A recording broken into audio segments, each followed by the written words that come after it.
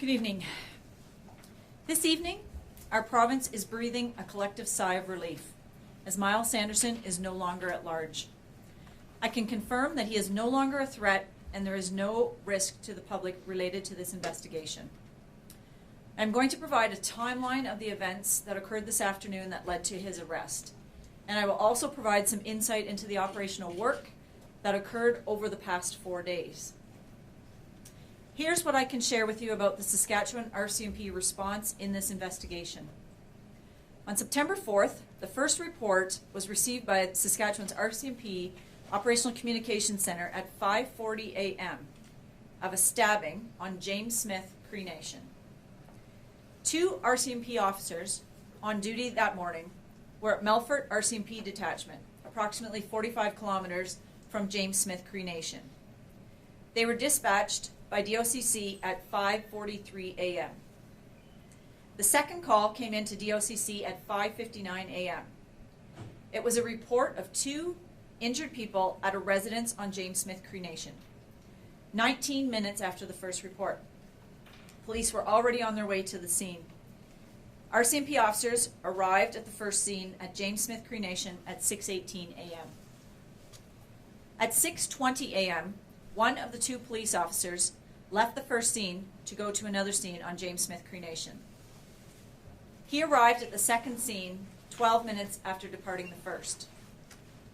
At 6:35, due to the significant risk to public safety that had been identified, the Saskatchewan RCMP prepared to issue an emergency alert. It was drafted, reviewed, verified, and issued at 7:12 a.m.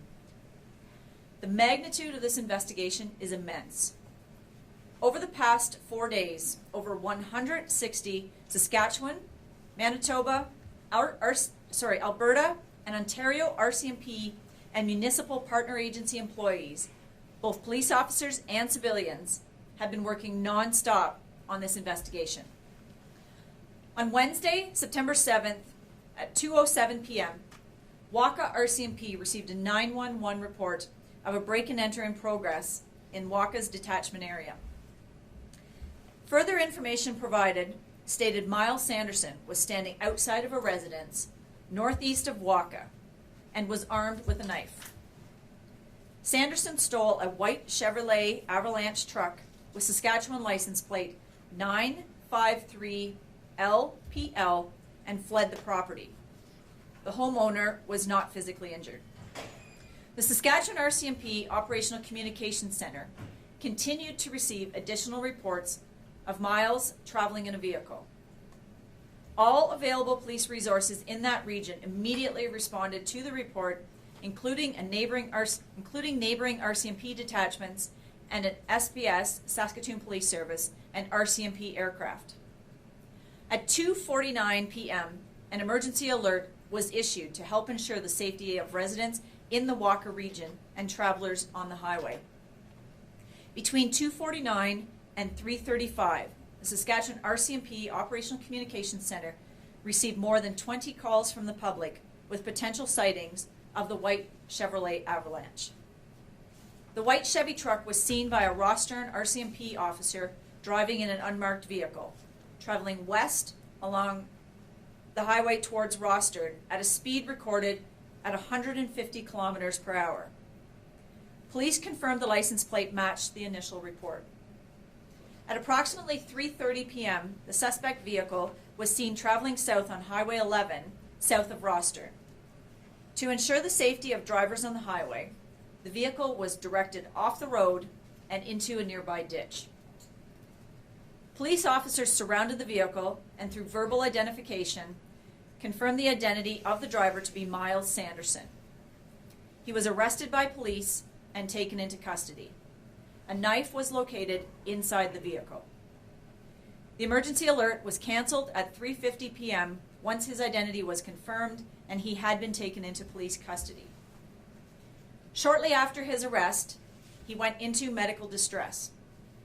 Nearby, EMS were called by police to attend the scene, and he was transported to a hospital in Saskatoon. He was pronounced deceased at the hospital. The Saskatchewan RCMP has requested the Saskatoon Police Service and the Saskatchewan Incident Response Team to conduct the independent external investigation into circumstances surrounding the incident. The Saskatchewan RCMP has requested the Ministry of Justice appoint an independent investigation observer in accordance with Section 91.1 of the Saskatchewan Police Act. Over the past 4 days, RCMP officers have been working on locating Miles Sanderson, following up on each and every tip from the public, using every technological, human, and investigational tactic and resource we have available to us. We have experts who continue to conduct forensic investigation of the 13 main crime scenes, as well as the other associated crime scenes, such as vehicles. We are also now examining the additional crime scenes that have occurred today. We have already conducted over 150 interviews with witnesses and victims, with more anticipated to take place in the coming days.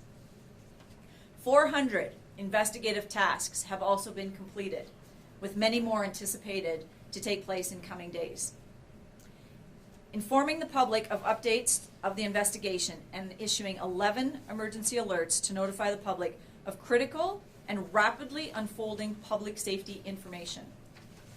Providing support services to work with families, victims, and taking a trauma-informed approach to ensure survivors are cared for. Meeting with local community members. And since Sunday, the Saskatchewan RCMP's Divisional Emergency Operations Center, also known as DEOC, has been active. The DEOC has been staffed 24 hours a day with a combination of police officers and civilian employees. Autopsies of the deceased victims are on schedule to be completed by the Saskatchewan Coroner's Office by the end of this week.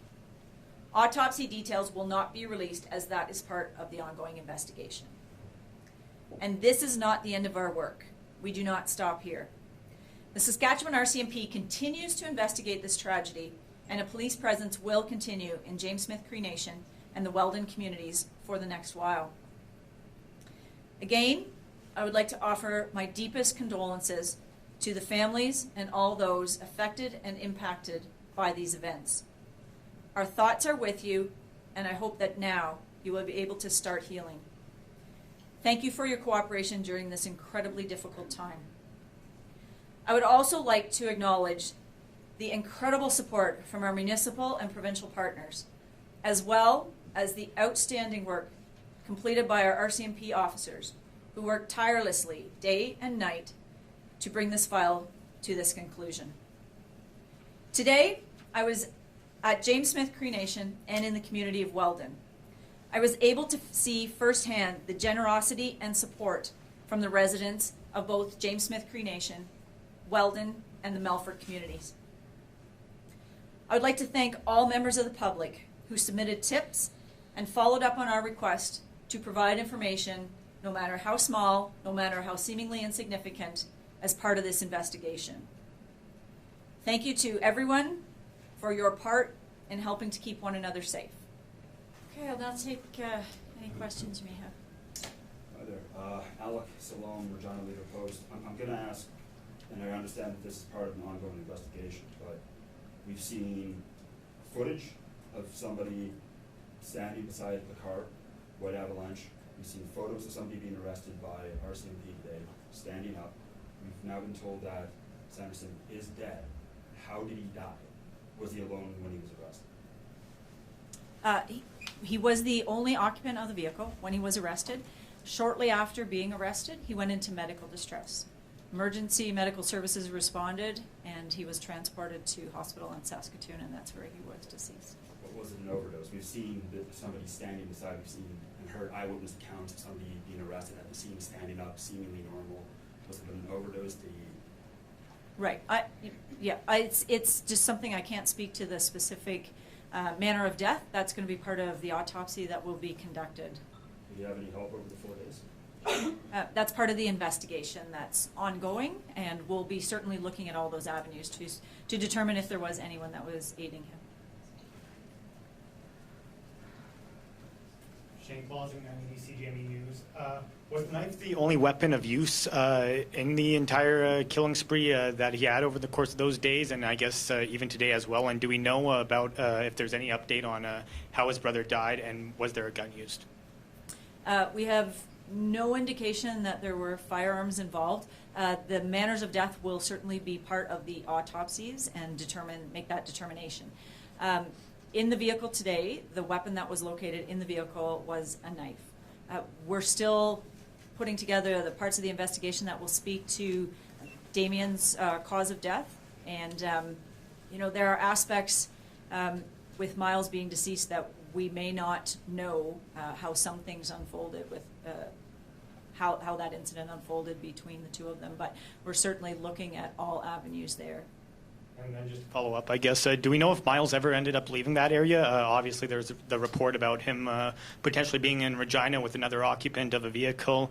Residents in the area kind of told us they felt something was up last night. So I guess just, was he ever in Regina, or did he never leave that area? We still, the information that we have received on Sunday there was still believed to be credible information. We can't say one way or the other at this point in time whether he was here. We're hoping to piece together the timeline of where he was since Sunday. Again, without him being alive at this point in time, some pieces of that may not be able to be pieced together.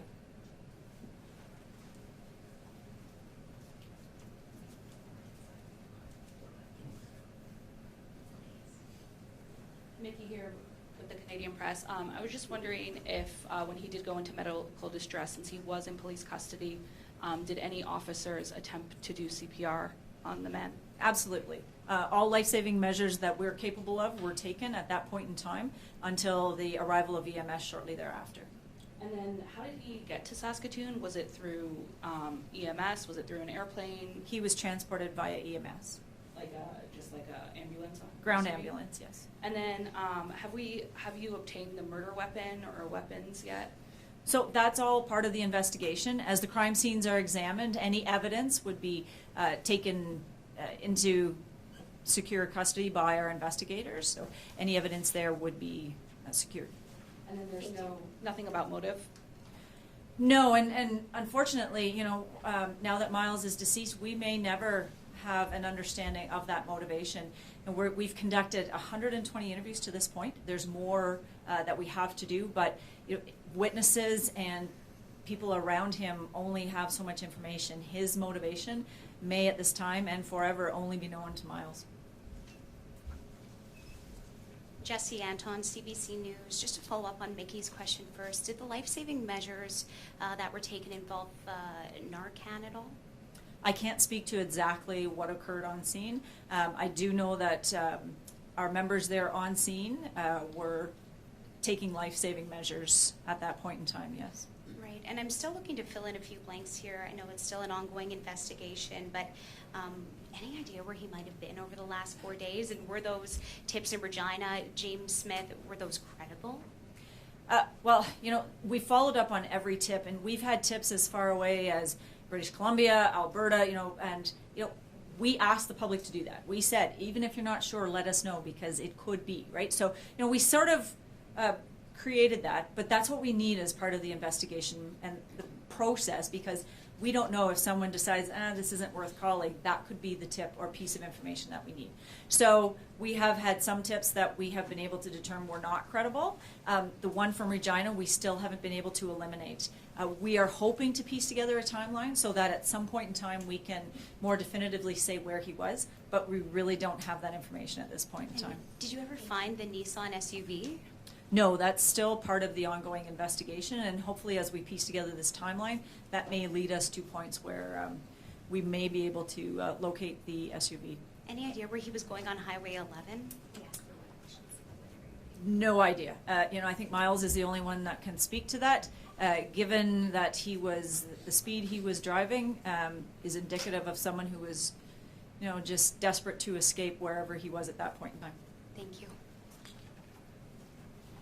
Tegan Rasha, Global News. Do you have any more details on how actually catching him went down? Was he trying to dodge cars on the highway? Was he driving faster than 150 kilometers an hour when they actually got him? It's, we don't have I don't have exact speeds that were occurring. We did end up engage in a pursuit. We don't take pursuits lightly.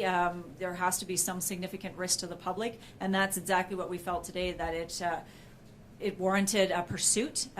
We were able to connect with that vehicle, remove it from the road, and return some sense of safety to the drivers on the road. Cole Davenport, CTV News. What is your message tonight to the remaining families and survivors of these attacks now that that this seems to have come to a very quick end? Yeah. I was at James Smith Cree Nation today. I was speaking to residents there. Their message to me was, people were saying, I haven't slept. I can't sleep. I can't close my eyes. Every time I close my eyes, I hear a noise. And is that him? Is he coming back? So I hope that this brings them some sense of closure, in that they can rest easy tonight knowing that Miles Sanderson is no longer a threat to them. I think that's important, because I don't think they can start that healing process, and it is going to be a very long and extensive process for those individuals. Some of them have witnessed incredible trauma, and so hopefully this is the first step to allow them to start that healing process, the grieving process. That First Nation is a very small community. Everyone knows everyone. I was speaking with one individual today who talked about his relatives who were impacted and how much impact that's had on him. So that would be my message, is that I hope we have enabled them to have that ability to start their healing now. And then just a quick follow-up, how does the RCMP plan to potentially play a role in some of that healing? A big part of what we do in this province is being part of our community, understanding, knowing our community. When I was there today, there was some individuals who were going to check on persons who had been injured who were at their house, and they asked if they could have RCMP go with them. And they didn't ask for the RCMP; they asked, can Alphonse go with us? They know the members in their community, and they trust those members, and they ask for them by name. And that's the important part that we play, that understanding of what these people have been through, trying to support them as much as we can as they start their very long journey of healing.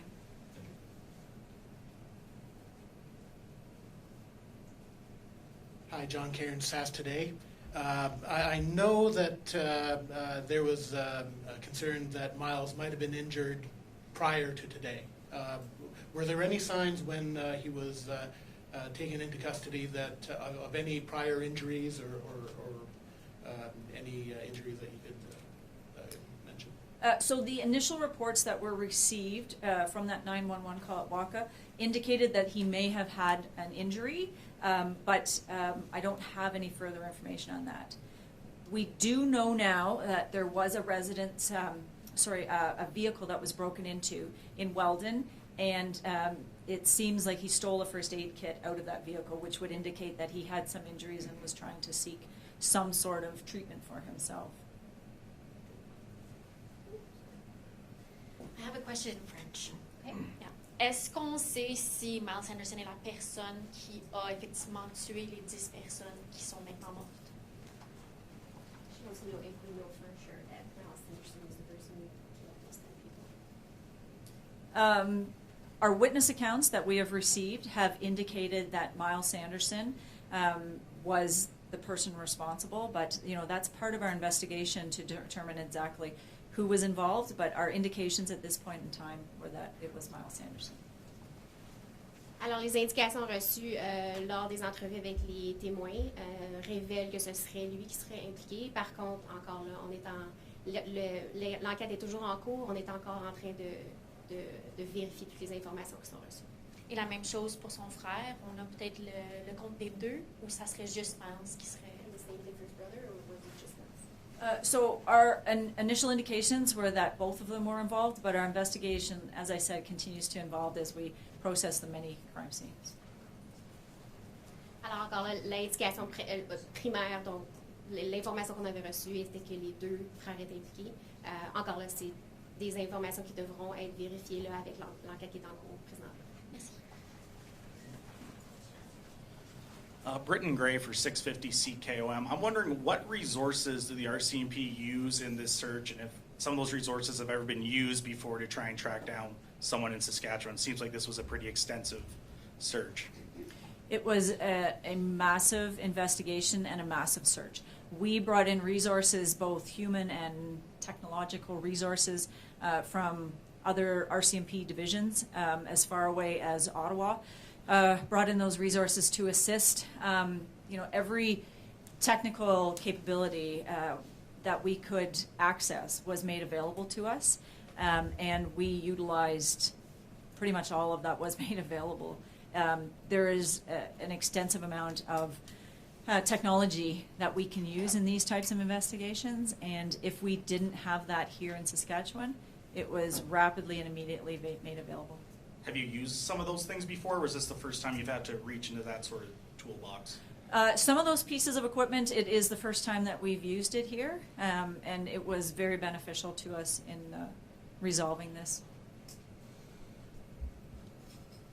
I guess just to kind of go back to one thing. You said that he was alone when he was arrested. Was he alone while he was traveling in the white truck throughout the day? Was Myles Sanderson by himself during the day? So I can't say because we didn't have eyes on him the entire time he was in that truck. We had the witness account that the vehicle had been stolen, and then once RCMP was able to get had a visual of the suspect vehicle, there was one individual in that vehicle once RCMP. So I can't speak to what happened between that time because I don't know. Our investigation will look at that. But at that point in time, there was no one else in the vehicle until he was arrested. If anybody's been helping him, presumably they'd be facing some charges as well, right? Yeah, absolutely. That's part of our investigation to determine was someone assisting him, and if they were, were their actions criminally, that they should be held criminally responsible for those. You mentioned the number of interviews that you've done so far, and you mentioned that we might never have a definitive or good motive for what happened. What are you going to do with those interviews? Will they be made public? And as we talk about sort of the healing process here, the unanswered questions, this has obviously drawn an international audience. It's drawn a lot of eyes here. Mm-hmm. So if you've done 100+ interviews, will those be released as a form of providing some closure? No, we wouldn't release those interviews. Those are part of our investigation. And when we take that information from witnesses, keep in mind this is a very traumatic piece of information I'm sharing. When we interview those individuals, they are reliving that trauma essentially as they tell it to us. So you can imagine if they see their words in the media, how much trauma they could experience that way. So, it is sensitive information and very traumatic information that they're sharing with us. How do you balance that sort of public desire to know what happened? So, we can, once we get to the point where we have answers on, further details on timelines, we can share that information without saying person X said this, right? We can piece that together, that further information to get that information to the public. I understand there's certainly people want to understand what happened here and how that unfolded, but we can certainly do that without that very intimate knowledge of what the witnesses have provided to us. Mickey with the Canadian Press, just another clarification. Is Damien still considered a suspect, or is he involved, or should we be saying he's a victim at this point? At this point in time, he is considered a suspect in the homicides that were committed. And were drugs found in the truck of Myles Sanderson, the one he was driving? At the initial search of the vehicle, did not reveal any drugs, but that further search would happen as part of the investigation. Was there any drugs on him? I can't speak to that because I don't have that information. Is there a possibility of an inquest in addition to the investigations that have already been requested by RCMP? I can't really speak to that at this point in time. There's lots of different levels of inquiries or inquests that happen in these types of situations. It was a very obviously serious and significant incidents, the likes of we haven't certainly seen in any recent memory. So, I expect there will be reviews, but I can't speak to exactly what those are.